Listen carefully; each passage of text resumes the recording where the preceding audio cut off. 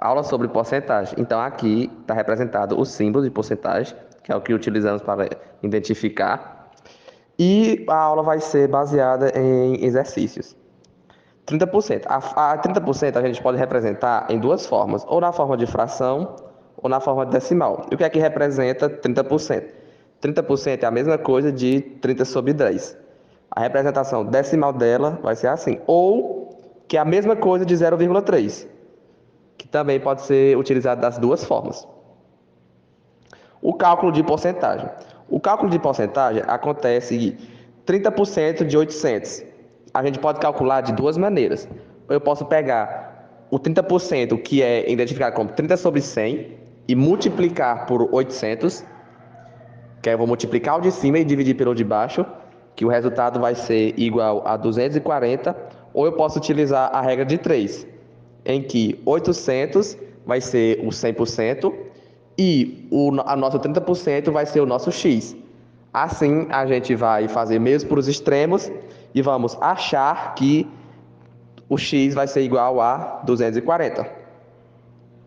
Eu trouxe aqui um exemplo para realizar nesse exercício, nessa videoaula.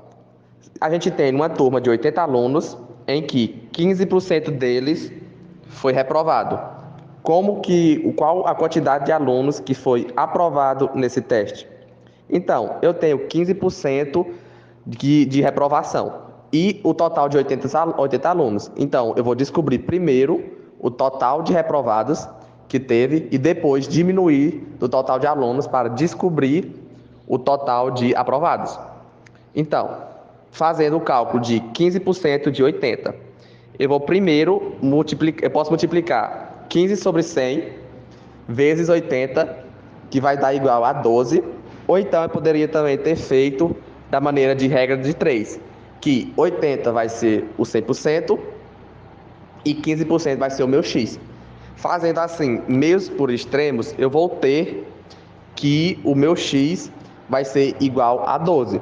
Só porque eu descobri que 12 é o número total número total de alunos que foram reprovados.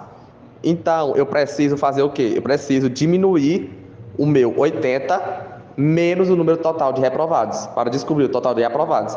Que 80 menos 12 vai ser igual a 68. Então, nessa aula, a gente viu que porcentagem ela pode ser calculada de duas maneiras. Ou por a maneira de multiplicação, fracionária no caso, em que você multiplica por cima e divide pelo de baixo, ou então utilizando a regra de 3.